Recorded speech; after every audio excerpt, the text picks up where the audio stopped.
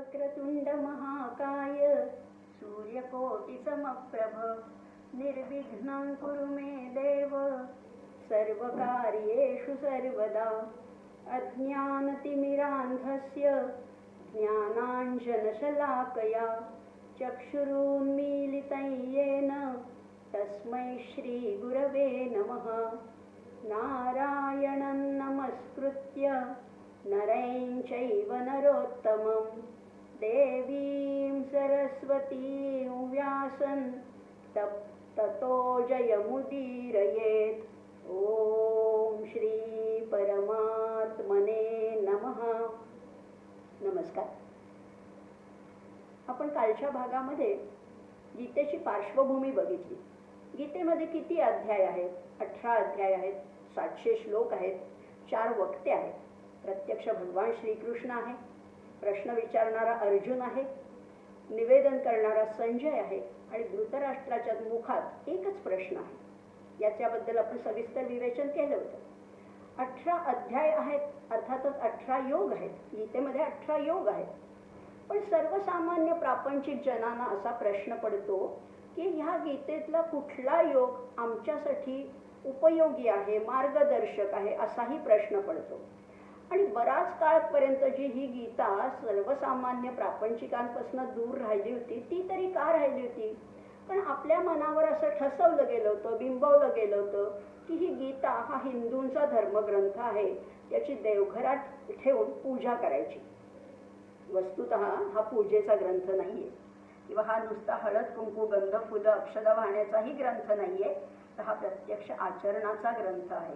कारण तो नुसता पाठ करायचा नाहीये, तर तो उघडून वाचायचा आहे आणि त्याच्यात सांगितलेले जे विचार आहेत ते आपण आचरणात आणायचे, असा हा ग्रंथ आहे। मग याच्यानंतर प्रापंचिकांना पुढचा प्रश्न असा पडतो की आम्ही कुठला योग आचरणात आणायचा? ज्ञानयोग आहे, भक्तियोग आहे, कर्मयोग आहे, ध्यान योग आहे, असे कितीतरी योग या गीतेत जर सांगितले, तर आमच्यासाठी प्रत्येकासाठी वेगळा योग आहे का? किंवा आम्ही नक्की कुठला आचरणात आणायचा? तर तोच आपण बघणार आहोत। तो कुठला योग आहे? तर बघा, ज्ञानयोग आहे, अतिशय श्रेष्ठ योग आहे। ज्ञानयोग अतिशय महत्त्वाचा आहे, म्हणजे सगळ्यात थोर संतांनी हा ज्ञानयोगाचं आचरण केलेलं आहे। पण ज्ञानयोग आचरणात आणण्यासाठी म्हणजे ज्ञानयोगाचा मार्ग कसा आहे सांगू का? की अगदी तलवारीच्या धारेवरनं चालण्या इतका तो टोकीदार आहे, इतका धारदार मार्ग आहे।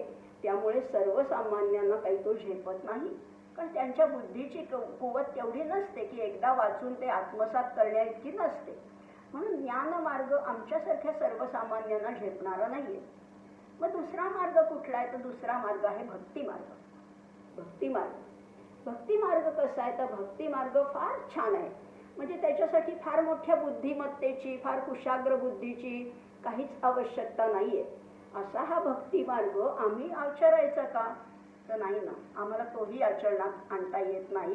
कारण भक्तीचा मार्ग कसा आहे? तर तो अतिशय अरुंद आहे, अतिशय चिंचोळ आहे।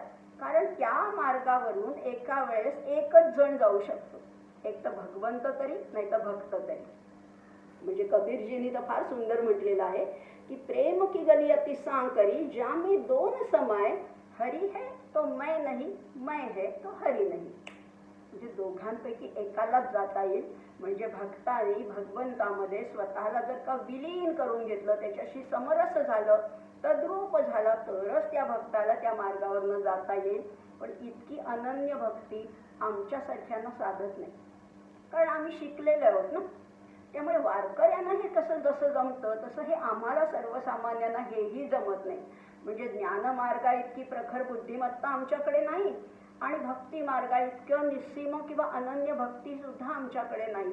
म्हणजे आम्ही मग या गीतेच्या मार्गाने जायचंच नाही का? आमच्यासाठी काही दुसरा मार्ग ठेवलाच नाहीये का गीतेने? तर आहे ना, आपल्यासाठी एक सुंदर, अतिशय प्रशस्त, अतिशय मोठा असा मार्ग आपल्यासाठी ठेवलाय, आणि तो म्हणजे कर्ममार्ग।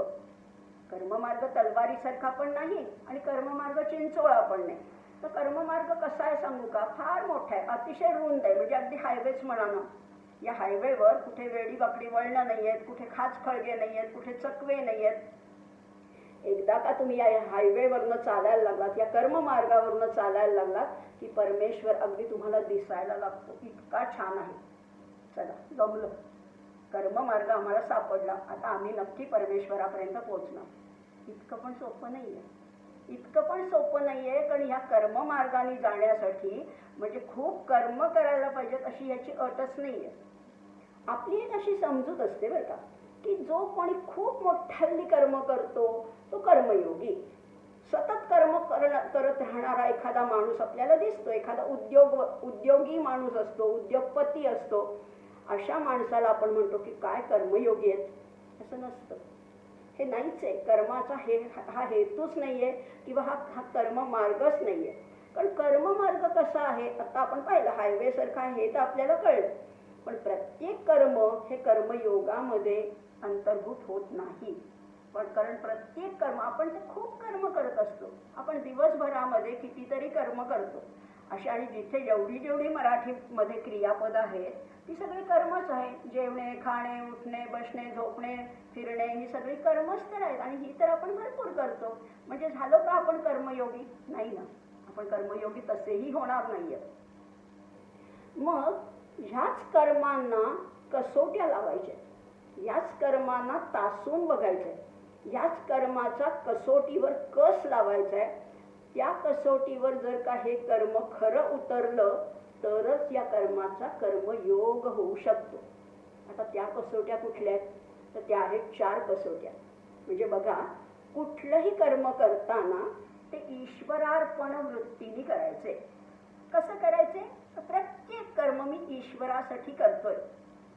कुठलंही कर्म असू दे, अगदी साधं जेवणाचं असू दे, स्वयंपाक बनवण्याचं असू दे, अभ्यास करण्याचं असू दे, किंवा अगदी श्रमाचं काम करण्याचं असू दे, कुठलंही कर्म जर का आपण म्हटलं तर ते आपल्याला प्रत्येक कर्म ईश्वराला अर्पण करता यायला पाहिजे. म्हणजे आपण साधं प्रार्थना म्हणतो जेवणापूर्वी, तेव्हा सुद्धा आपण असं म्हणतो, उदर भरण नोहे जाणी जे यज्ञ कर्म.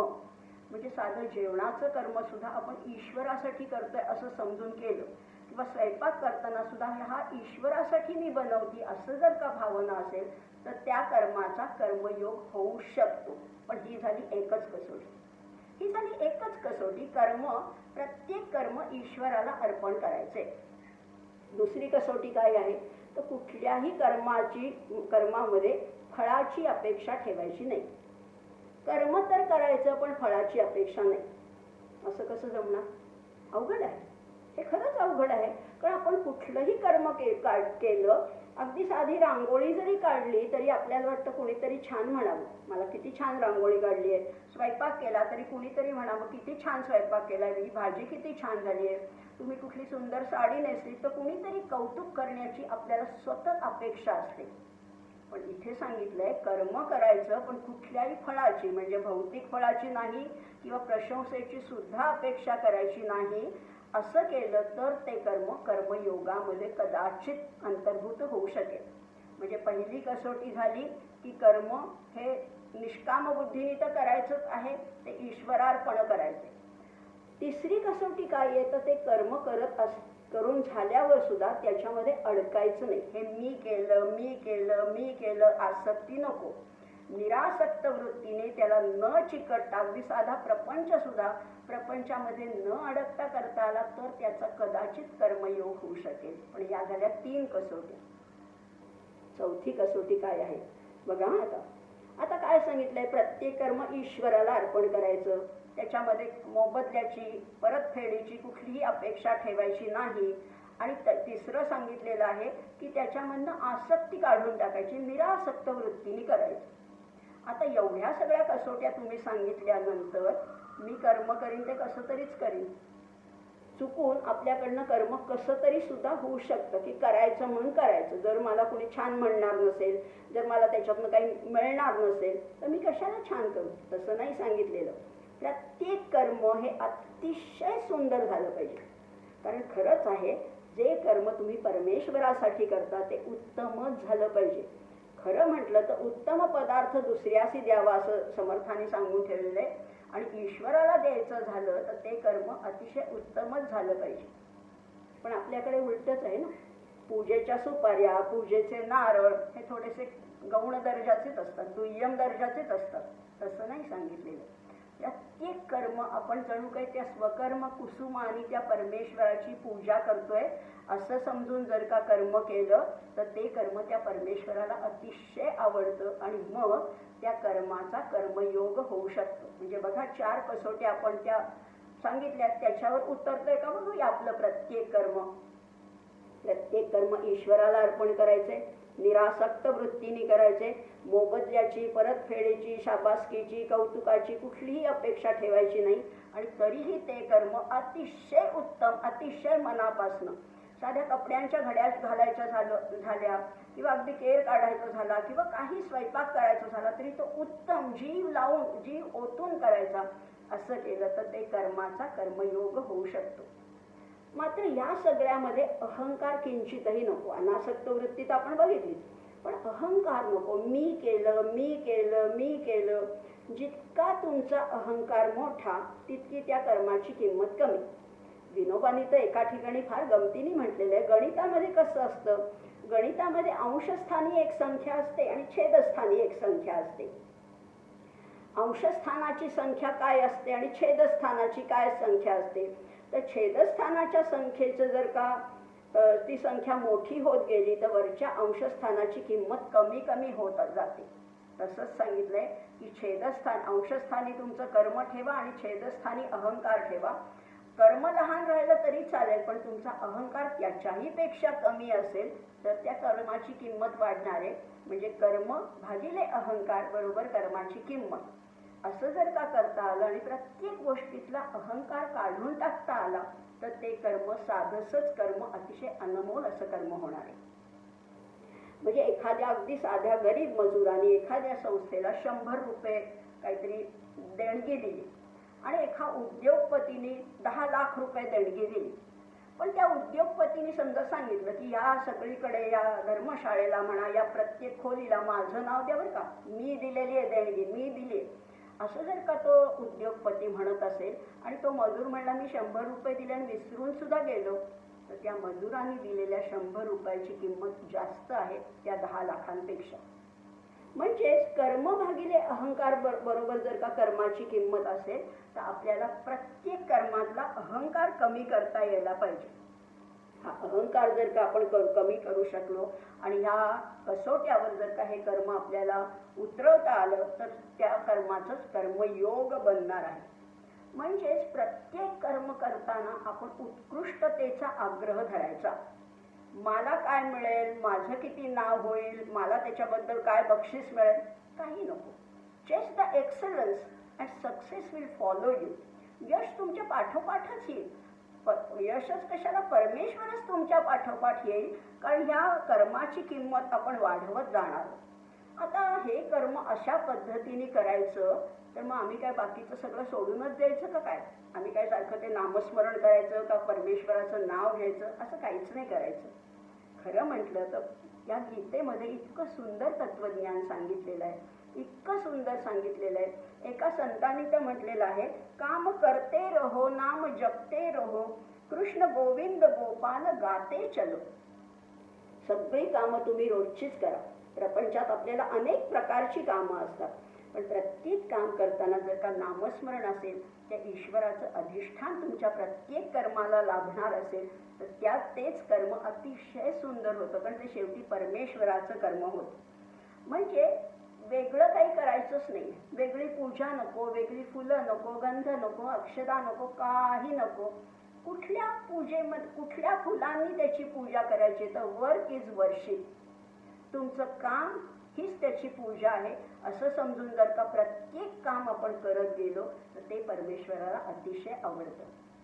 आता आणखीन एक गंमत अशी आहे, या भगवद्गीतेमध्ये सांगितलंय की तुमचा स्वधर्म हेच तुमचं स्वकर्म.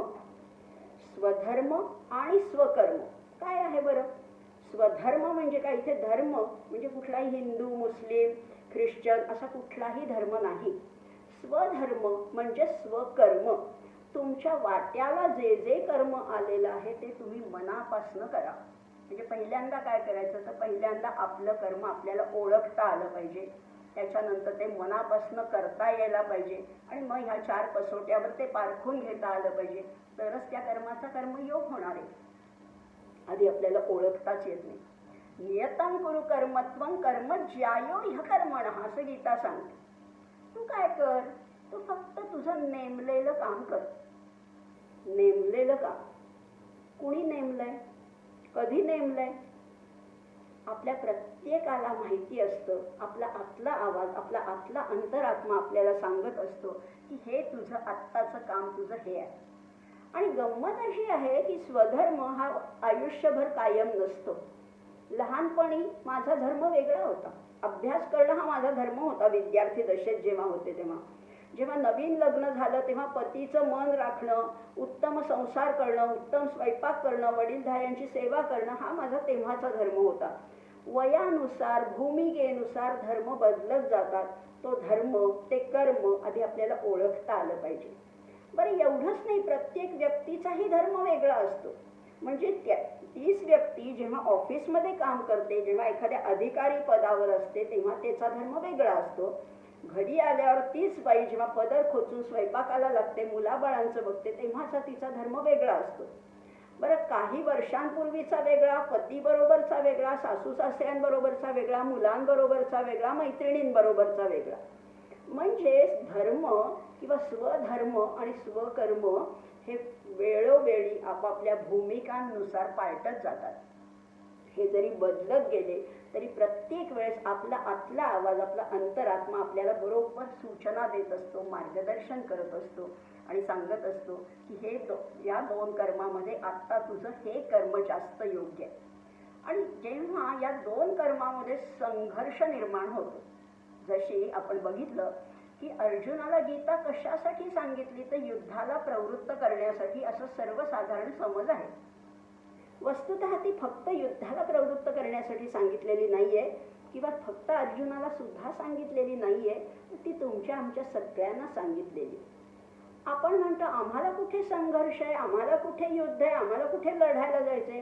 पण हो, आपल्याच मनात रोज दोन कर्माबद्दल संघर्ष निर्माण होतो की आता मी हे करू का हे करू, ह्या मार्गाने जाऊ का त्या मार्गाने जाऊ.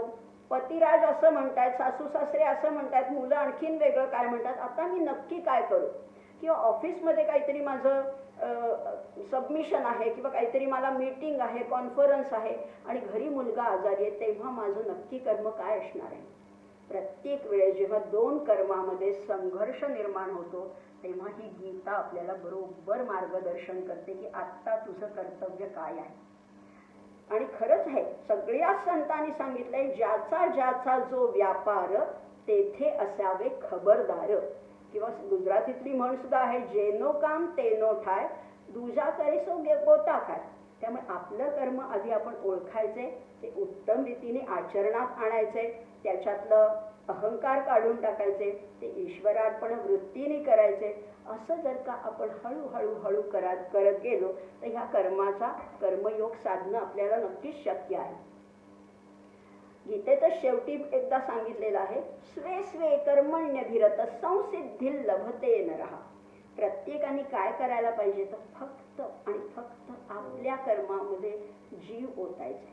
काहीही, तुम्ही शेतकरी आहात का, तुम्ही नर्स आहात का, तुम्ही गृहिणी आहात का, तुम्ही डॉक्टर आहात का, जज आहात का, कोण आहात, ज्या ज्या वेळेला जो तुमचा धर्म असेल तो उत्तम रीतीने जर का तुम्हाला आचरणात आणता आला तर तोच तुमचा स्वधर्म आहे, तेच तुमचा स्वकर्म आहे. आणि हे स्वकर्म आपल्याला जर का मनापासनं आणि अतिशय उत्कृष्ट रीतीने करता आलं तर त्याच कर्माचा कर्मयोग होणं अगदी सहज, म्हणजे सहज शक्य आहे. त्याच्यासाठी वेगळी उपासना नको, त्याच्यासाठी वेगळे कष्ट नको, काहीच नको. काय करायचंय तर do your best and God will do the rest. तुम्ही फक्त तुमच्यातलं उत्तम आहे ते त्याला अर्पण करा, पुढची सगळी जबाबदारी तोच बघून घेणार. कबीरजींनी म्हटलेलं आहे ना की राम हमारा जप करे हम बैठे आराम. एकदा त्याच्यावर सोपवलं ना की त्याचं कर्म आहे असं आपण म्हटलं आणि मनापासनं म्हटलं, नुसतं म्हणायचं म्हणून नाही बरं का, हे मनापासनं आपल्याला जर का जाणवलं की हे कर्म आहे, हे त्याचं आहे, ईश्वराचं कर्म आहे, मी फक्त निमित्त मात्र आहे, हे नाटकीपणाने नाही म्हणायचं, दांभिकपणाने नाही म्हणायचं. खरंच जेव्हा हे आत्म हे उद्गार येतात की मी खरंच केवळ निमित्त मात्र आहे, तेव्हा ते साधच कर्म, अगदी कुठलंही क्षुल्लक कर्म असू दे, ते ईश्वराचं कर्म होऊन जातं आणि ईश्वर त्याची जबाबदारी घ्यायला समर्थ होतो. असं जर का आपल्याला वागता आलं तर आपल्या नित्यकर्माचा, रोजच्या कर्माचा, दैनंदिन जीवनात सुद्धा आपल्याला ही गीता आचरणात आणता येईल, ही गीता उतरवता येईल. त्याच्यासाठी वेगळा वेळ काढायला नको, त्याची पारायणं करायला नको, त्याची मुखोद्गत सुद्धा ती करायला नको. पण ही गीता आपल्याला खऱ्या अर्थाने आचरणात आणायची असेल तर कर्मयोगासारखं श्रेष्ठ योग नाही असं म्हणूया आणि इथेच थांबूया. सर्वेपि सुखिनः सन्तु, सर्वे सन्तु निरामयाः, सर्वे भद्राणि पश्यन्तु मा कश्चित् दुःखमाप्नुयात्. ओम शांती शांती शांती.